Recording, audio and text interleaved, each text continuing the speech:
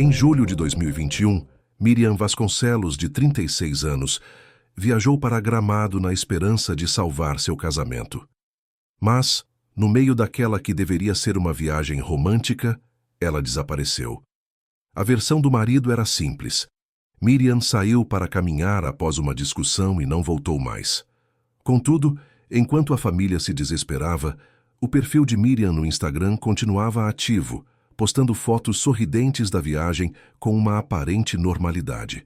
Por dias, uma angustiante incerteza tomou conta de todos, divididos entre a versão de Eduardo e a vida digital que Miriam parecia levar.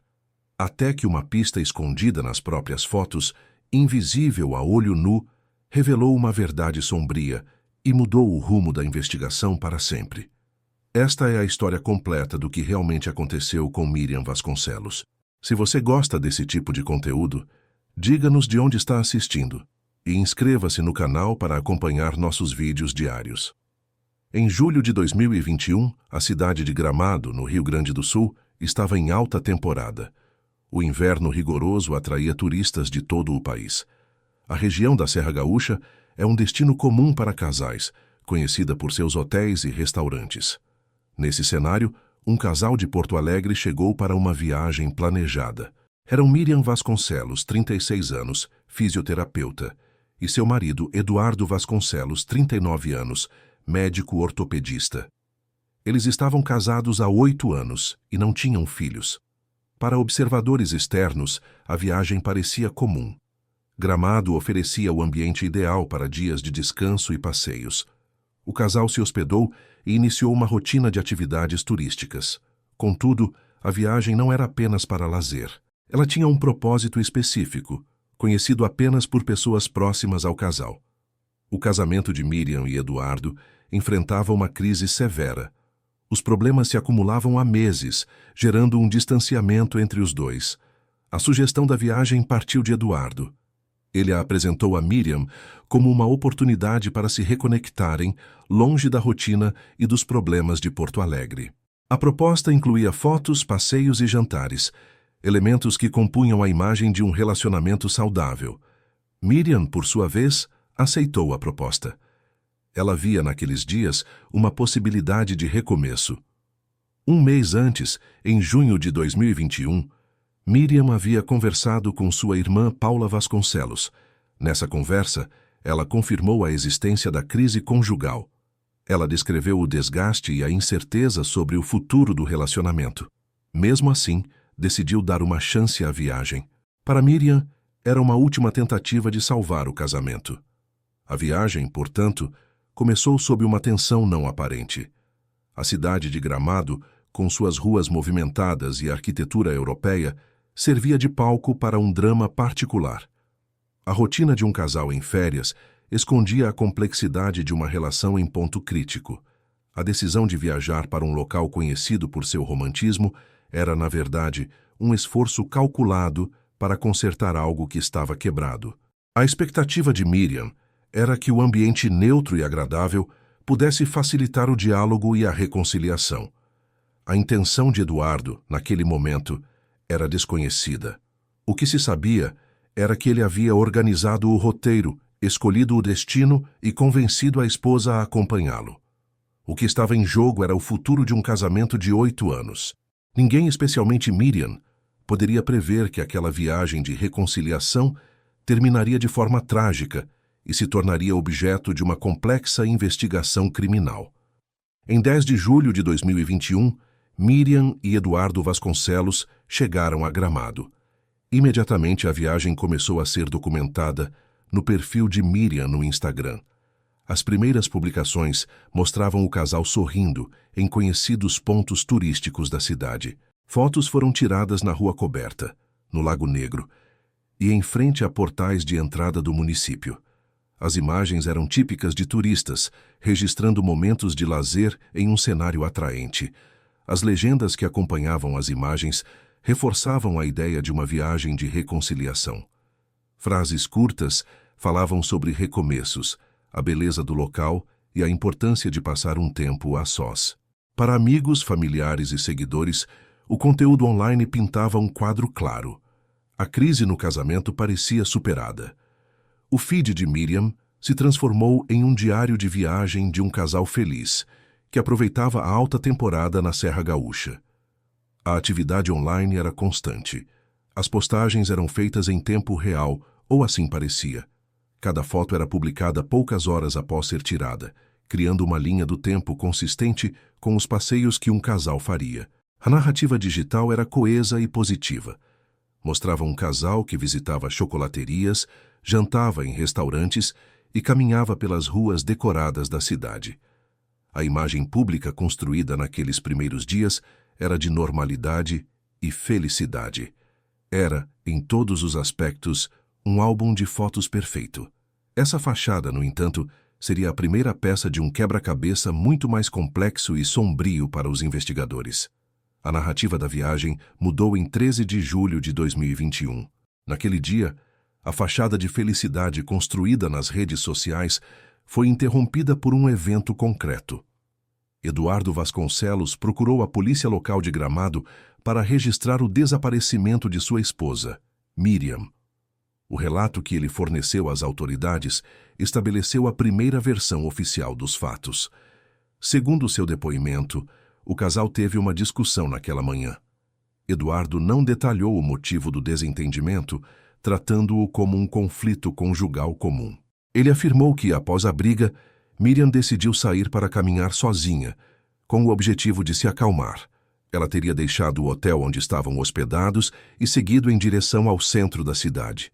Ele disse que ela não retornou. O ponto mais questionável do relato de Eduardo, no entanto, não foi o desaparecimento em si, mas sua reação a ele. O registro da ocorrência não foi feito de forma imediata. Eduardo Vasconcelos esperou 2 dias completos antes de comunicar o sumiço de Miriam às autoridades. Para a polícia, essa demora precisava de uma explicação.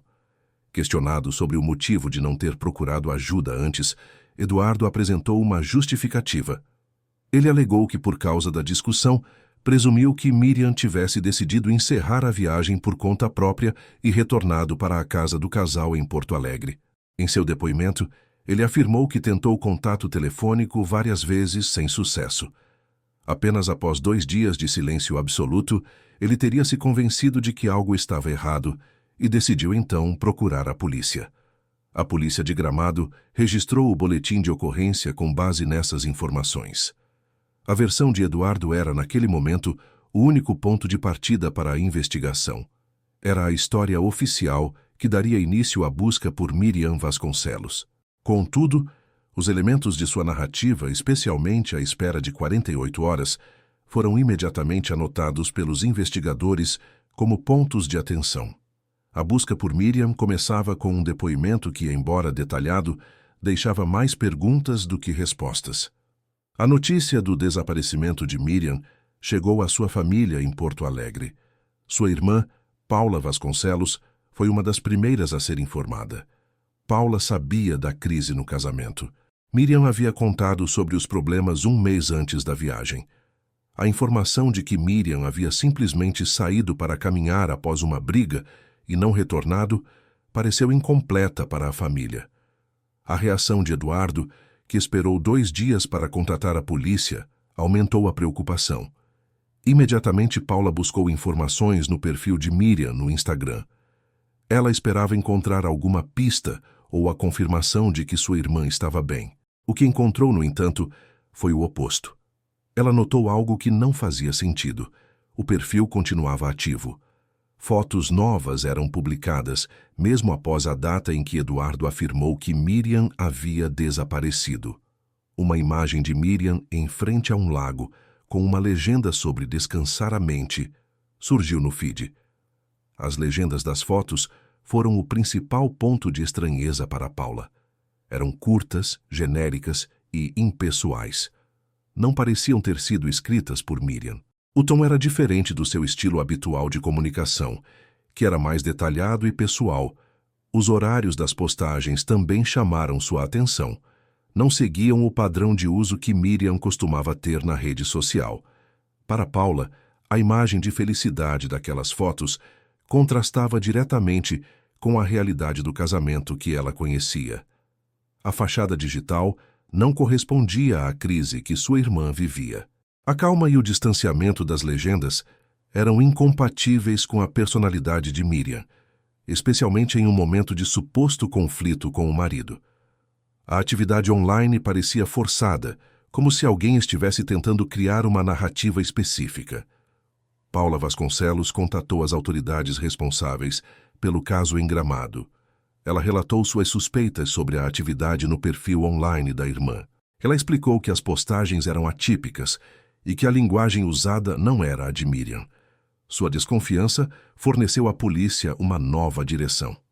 A investigação, que até então se baseava apenas no depoimento de Eduardo, ganhou um novo foco: a vida digital de Miriam Vasconcelos. As postagens no Instagram, antes vistas como um diário de viagem, passaram a ser tratadas como evidências potenciais.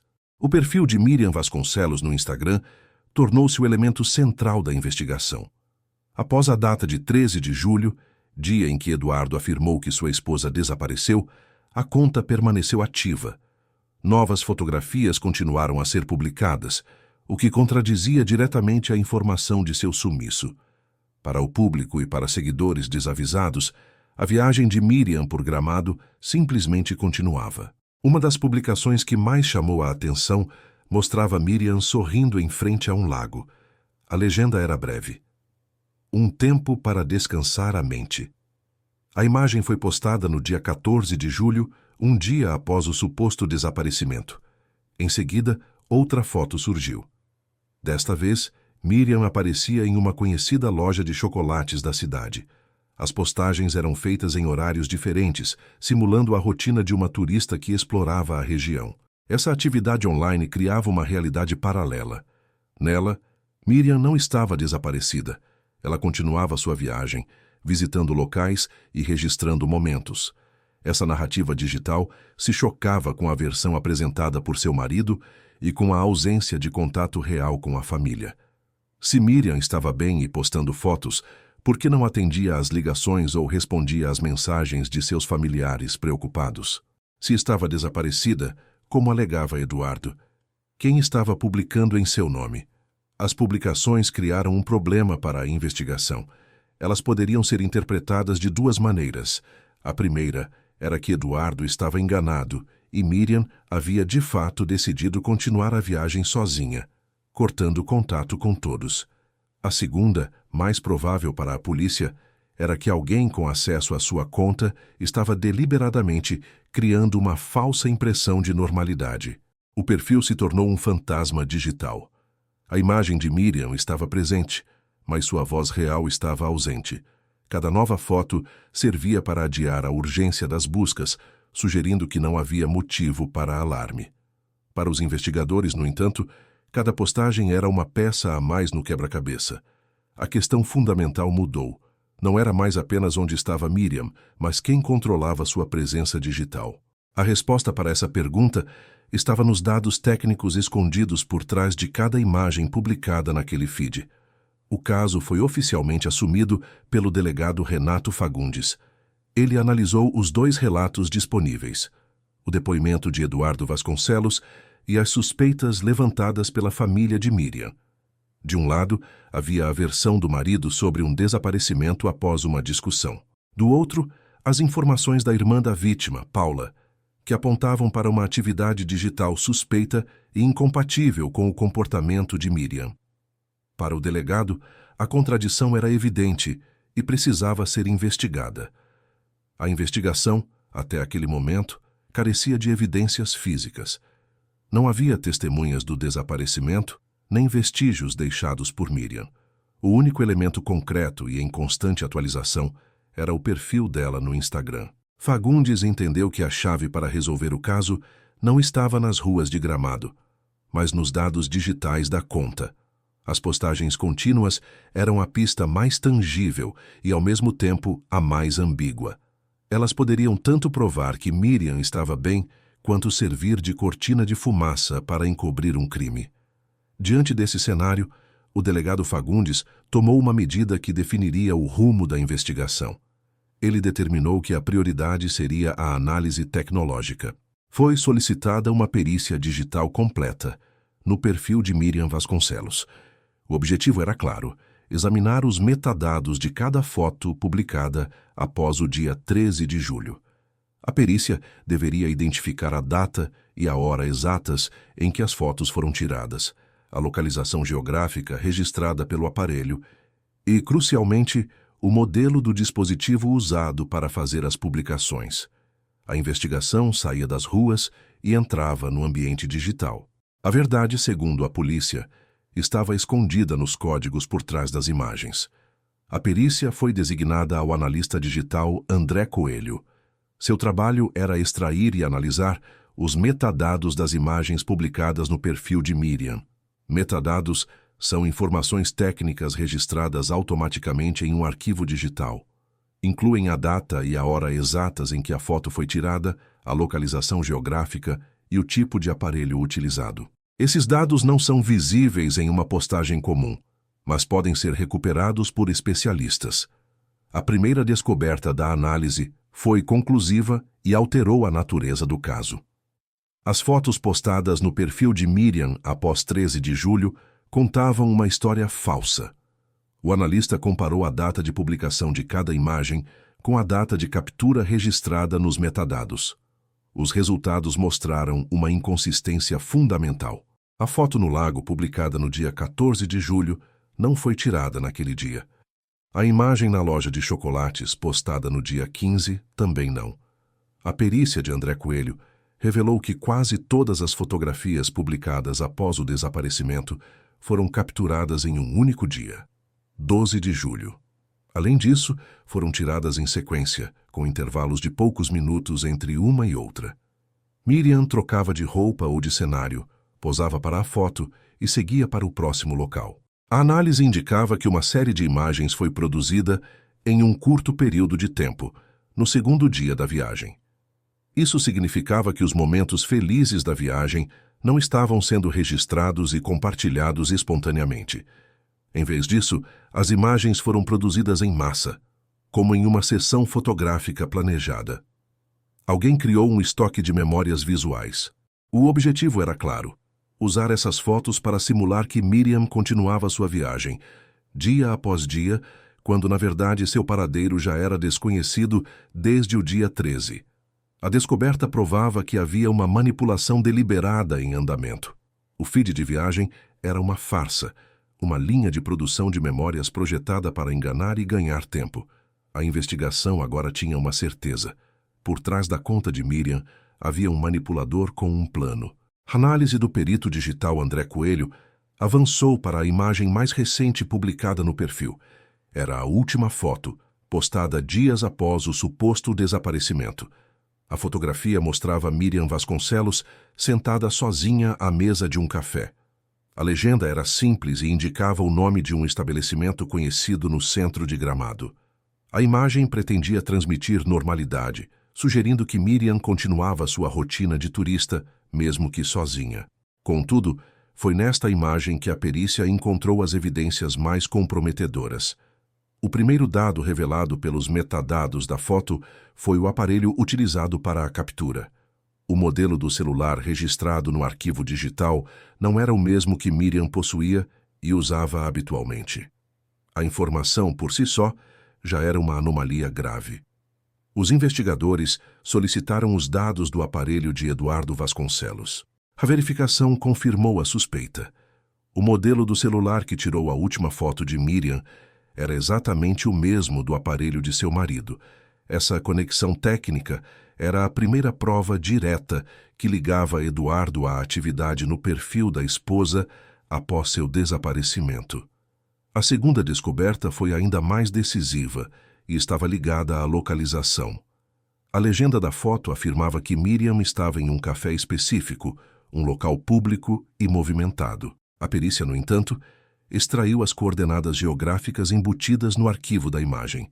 A localização real não correspondia ao café.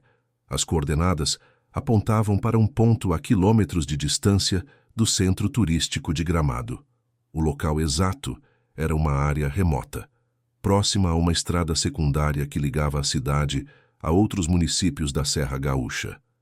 Era uma região de mata, com pouco movimento. As duas informações combinadas desmontaram completamente a narrativa que estava sendo construída no Instagram. A última foto não foi tirada por Miriam, mas por alguém usando o celular de Eduardo. E ela não foi tirada em um café movimentado, mas em um local isolado e suspeito. A tentativa de criar um álibi digital, mostrando Miriam em segurança, havia falhado. Pior, havia produzido a prova mais forte contra seu próprio criador. Para o delegado Renato Fagundes, o significado era claro. Alguém, presumivelmente Eduardo, estava usando o perfil de Miriam para enganar a todos. Ele não apenas postou fotos antigas para simular a continuidade da viagem, mas também produziu uma nova imagem, falsa em seu contexto e localização, para reforçar a mentira. A última foto, que deveria ser a prova de vida, tornou-se a indicação de um possível local de crime. A investigação mudou de foco. A busca por Miriam agora tinha um ponto de partida geográfico preciso: a área desabitada, indicada pelos metadados daquela fotografia. Com as provas da perícia digital, o delegado Renato Fagundes iniciou a fase de verificação em campo. O trabalho dos investigadores agora era confrontar a narrativa online com a realidade física. A estratégia era seguir o rastro deixado pelas publicações no Instagram de Miriam, visitando cada local mencionado ou exibido nas fotografias postadas após 13 de julho.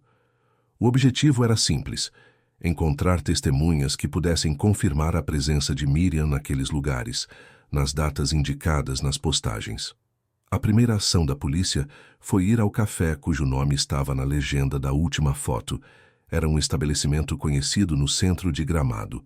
Ao chegarem, os investigadores apresentaram ao proprietário, um homem chamado Gustavo, a fotografia de Miriam sentada à mesa. Eles perguntaram se ele se lembrava de tê-la visto no local nos últimos dias. Seu Gustavo analisou a imagem de Miriam com atenção. Sua resposta foi direta e conclusiva. Ele afirmou que a mulher da fotografia nunca esteve em seu estabelecimento. Para confirmar, ele verificou os registros das câmeras de segurança dos dias em questão. Miriam Vasconcelos não aparecia em nenhuma das gravações. O primeiro pilar do álibi digital havia sido derrubado. A investigação prosseguiu de forma metódica. A equipe policial se dirigiu aos outros pontos turísticos que apareceram nas postagens recentes. Visitaram a loja de chocolates, onde Miriam supostamente havia sido fotografada. Mostraram a imagem aos funcionários do caixa e aos atendentes. Ninguém a reconheceu. Repetiram o procedimento na área do lago, que serviu de cenário para a foto, com a legenda sobre descansar a mente. Conversaram com vendedores ambulantes e funcionários de estabelecimentos próximos. Novamente, o resultado foi negativo. Nenhuma testemunha ocular confirmou ter visto Miriam naqueles locais, nas datas em que as fotos foram publicadas. O álibi digital, que parecia cuidadosamente construído para simular uma rotina normal, começou a desmoronar por completo. As postagens mostravam Miriam em locais públicos e movimentados, mas a realidade física provava o contrário. Ela não estava lá. Sua presença era uma fabricação, uma imagem inserida em um contexto falso. Cada depoimento negativo colhido pelos investigadores era uma peça que se encaixava perfeitamente na conclusão da perícia realizada por André Coelho. A ausência de testemunhas no mundo real validava a descoberta de que as fotos haviam sido tiradas em um único dia, muito antes de serem postadas. A polícia agora tinha a confirmação de que os posts eram uma farsa deliberada. A tentativa de criar uma impressão de normalidade e segurança havia falhado no primeiro teste de verificação. A narrativa criada no Instagram não resistiu ao contato com o mundo real. O rastro digital levava a lugares onde Miriam nunca esteve. Isso reforçou a suspeita sobre o marido, Eduardo Vasconcelos, o único cuja versão dos fatos era sustentada por essa fachada digital.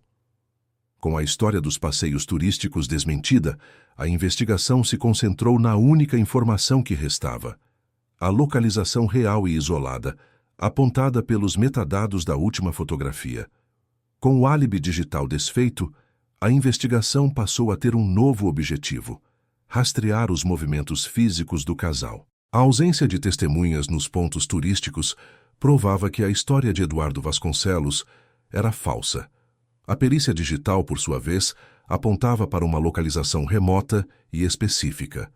A questão para o delegado Renato Fagundes era como conectar a presença de Eduardo àquela área isolada. A resposta estava no único meio de transporte utilizado pelo casal durante a viagem: o carro. A polícia requisitou os dados de todas as praças de pedágio que davam acesso e saída de Gramado e das cidades vizinhas. O sistema de cobrança automática registra a placa, a data e o horário exato de cada passagem. Os investigadores cruzaram essas informações com a placa do veículo de Eduardo.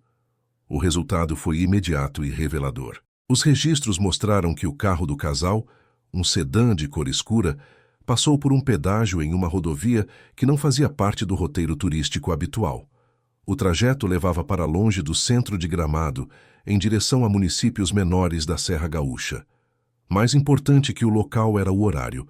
A passagem do veículo ocorreu no final da tarde do dia 13 de julho, o mesmo dia em que Eduardo afirmou que Miriam havia saído para caminhar e não voltado mais.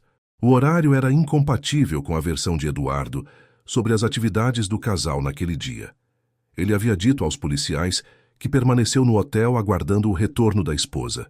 Os registros do pedágio provavam que, naquele período, seu carro estava em movimento, afastando-se da cidade.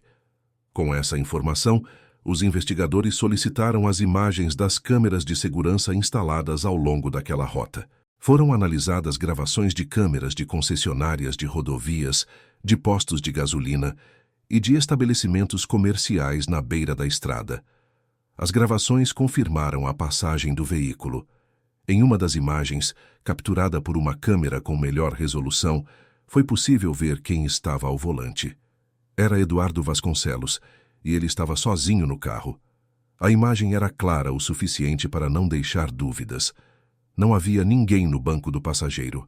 A análise do trajeto completo, combinando os dados dos pedágios e as múltiplas imagens das câmeras, permitiu à polícia mapear o caminho percorrido por Eduardo. O percurso terminava exatamente onde a perícia digital havia indicado. As câmeras mostraram o carro dele diminuindo a velocidade e entrando em uma estrada secundária, de terra batida. Era a mesma área geográfica remota apontada pelos metadados da última fotografia de Miriam, aquela tirada com o celular dele. A investigação havia fechado um ciclo.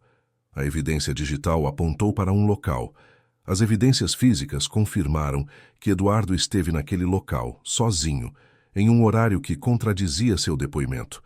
O rastro do carro na estrada desmentia a história de um passeio turístico que terminou mal.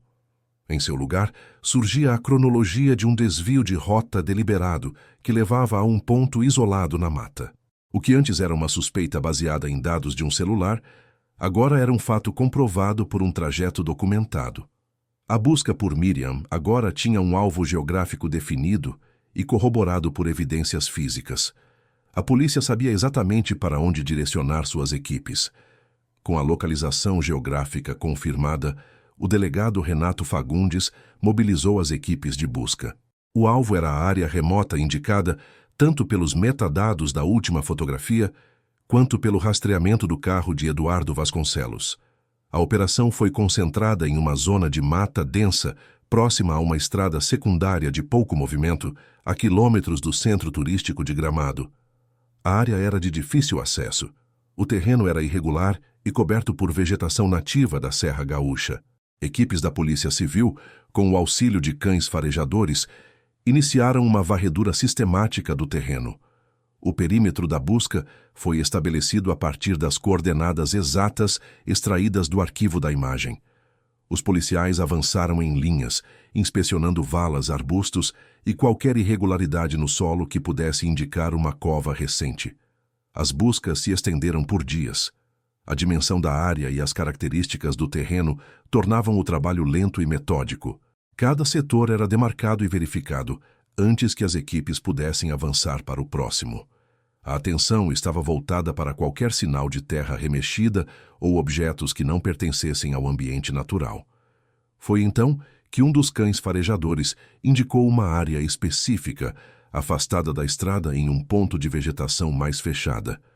Os policiais se concentraram naquele setor. No local, coberto por galhos e folhagem de forma deliberada, encontraram um corpo em avançado estado de decomposição. A cena foi imediatamente isolada para o trabalho da perícia. O estado do corpo dificultava a identificação visual imediata, mas as roupas e alguns pertences pessoais encontrados junto a ele eram compatíveis com os de Miriam Vasconcelos. A confirmação oficial da identidade viria dias depois, por meio da análise forense. O corpo foi encontrado a menos de 200 metros do ponto exato indicado pelas coordenadas do metadado da última fotografia. A evidência digital, que inicialmente parecia apenas uma contradição na história do marido, havia levado os investigadores diretamente ao local do crime. A conexão entre a prova tecnológica e a prova física era direta e inquestionável. A busca por uma pessoa desaparecida havia terminado. Oficialmente, a polícia de Gramado iniciava a investigação de um homicídio. Com a identificação oficial do corpo de Miriam Vasconcelos, a investigação mudou de status. O caso deixou de ser um desaparecimento e passou a ser tratado como um homicídio qualificado. O principal suspeito, desde o início das contradições, era seu marido, Eduardo Vasconcelos. Com base no conjunto de provas coletadas pela polícia, o Ministério Público solicitou um mandado de prisão preventiva contra ele. A Justiça acatou o pedido, considerando que havia risco de fuga e de interferência na investigação. A prisão de Eduardo foi executada por agentes da Polícia Civil. Ele foi localizado e detido sem oferecer resistência. Conduzido à delegacia de Gramado, foi formalmente interrogado pelo delegado Renato Fagundes. Aquele seria o momento do confronto direto entre a versão do suspeito e as evidências materiais e digitais reunidas pela equipe de investigação. O interrogatório foi metódico. O delegado iniciou recapitulando a versão original de Eduardo, a discussão, a caminhada solitária de Miriam e a sua decisão de esperar 2 dias para notificar a polícia.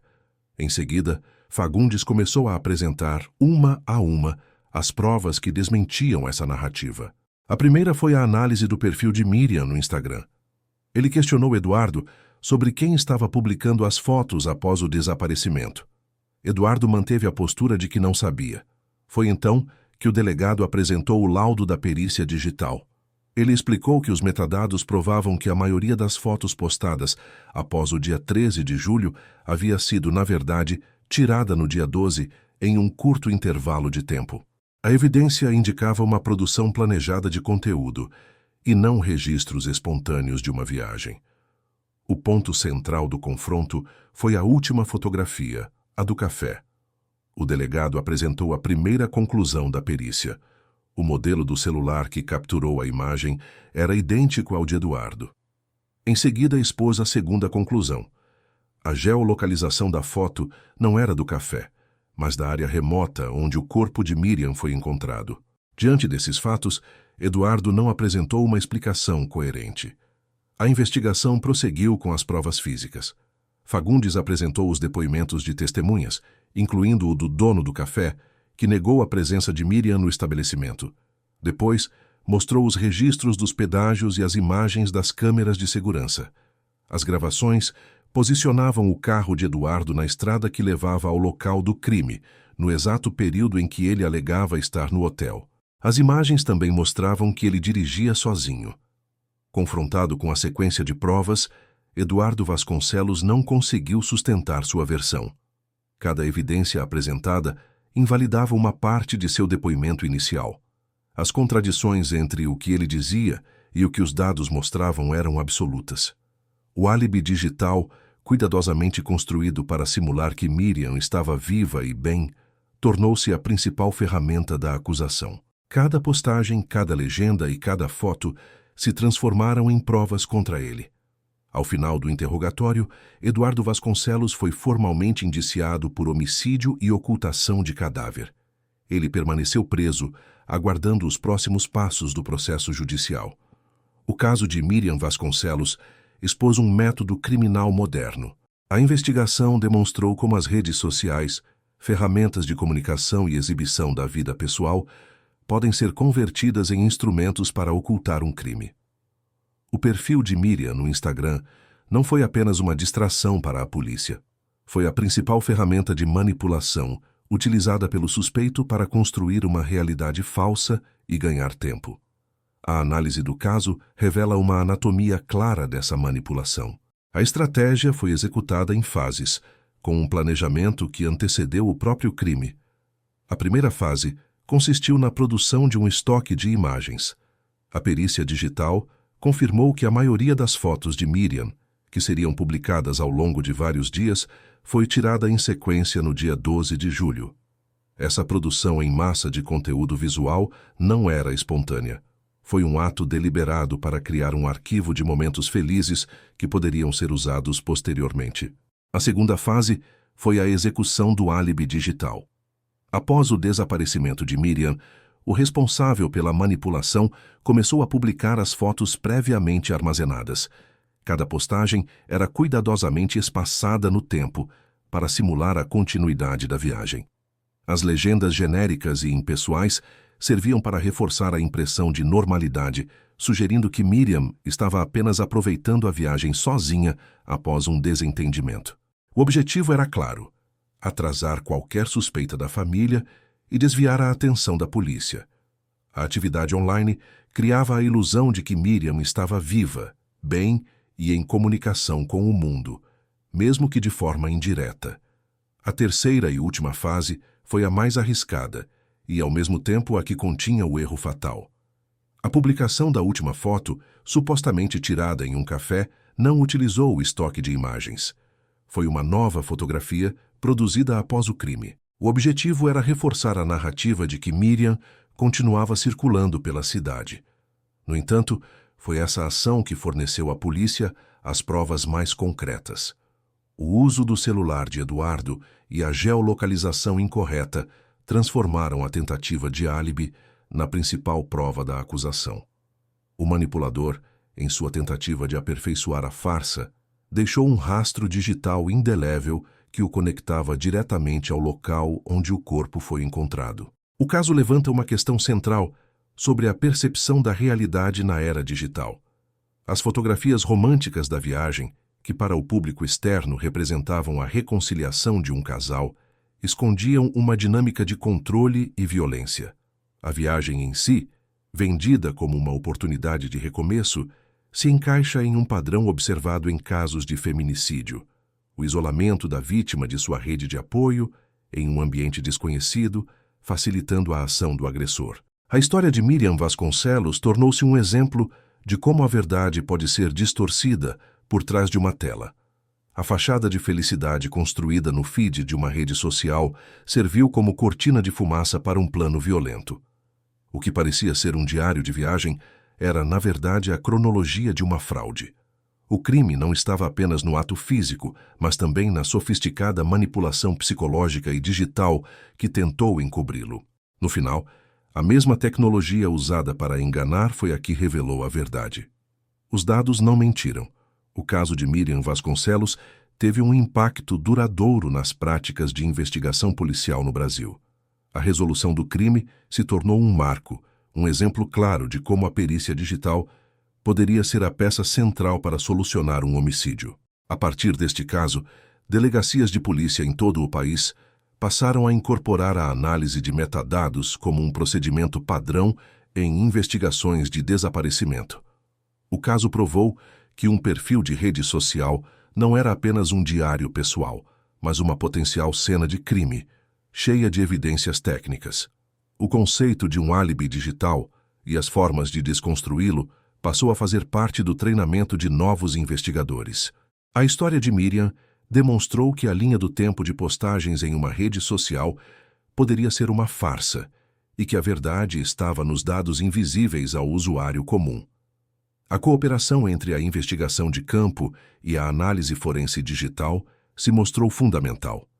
O impacto do caso, no entanto, não foi apenas técnico. A família de Miriam Vasconcelos transformou sua perda em uma forma de alerta social. Sua irmã, Paula Vasconcelos, tornou-se uma voz ativa em debates sobre violência contra a mulher. A família passou a participar de campanhas de conscientização, focadas em um aspecto específico que o caso de Miriam expôs: o perigo das chamadas viagens de reconciliação. Eles passaram a alertar publicamente sobre como o isolamento em um ambiente desconhecido, longe da rede de apoio de amigos e familiares, representa um risco elevado para mulheres em relacionamentos já marcados por controle ou abuso. A viagem, apresentada como uma solução para uma crise, pode se tornar o cenário ideal para a escalada da violência. O legado de Miriam, portanto, se dividiu em duas frentes: uma mudança nos protocolos da polícia e um aviso permanente para a sociedade sobre os perigos que podem se esconder por trás da promessa de um recomeço. Eduardo Vasconcelos permanece preso preventivamente. Ele aguarda o julgamento pelo homicídio de sua esposa, Miriam Vasconcelos. O processo judicial ainda está em andamento. A acusação construída pelo Ministério Público se baseia no conjunto de provas técnicas e materiais coletadas durante a investigação. As evidências digitais formam o pilar central do caso contra ele. O caso expôs uma contradição fundamental da era digital. A verdade não estava nas imagens compartilhadas publicamente, mas nos dados técnicos ocultos por trás delas. O feed do Instagram de Miriam contava uma história de viagem e normalidade. Era uma narrativa construída para enganar a família, os amigos e a própria polícia. As fotos mostravam uma mulher em segurança, aproveitando pontos turísticos conhecidos. Os dados, no entanto, contavam outra história. Uma história de manipulação, de um trajeto para uma área isolada e de um crime. A perícia digital foi a ferramenta que permitiu aos investigadores enxergar através da fachada. Os metadados revelaram a produção em série das fotografias. A geolocalização da última imagem indicou o local do crime, não um café. O modelo do celular usado para a captura conectou o marido diretamente à manipulação do perfil. A história de Miriam Vasconcelos tornou-se um exemplo de que a verdade, na era digital, nem sempre está na superfície. Ela reside nos códigos, nos registros de tempo e nas coordenadas geográficas. A imagem postada era uma ficção. Os dados técnicos eram o fato. O que parecia um álbum de fotos de uma viagem de reconciliação era, na verdade, um roteiro para encobrir um assassinato. A verdade estava escondida, mas não foi apagada. Ela estava registrada nos detalhes técnicos por trás da tela. Se você gostou do vídeo, diga-nos de onde está assistindo e inscreva-se no canal para acompanhar nosso conteúdo.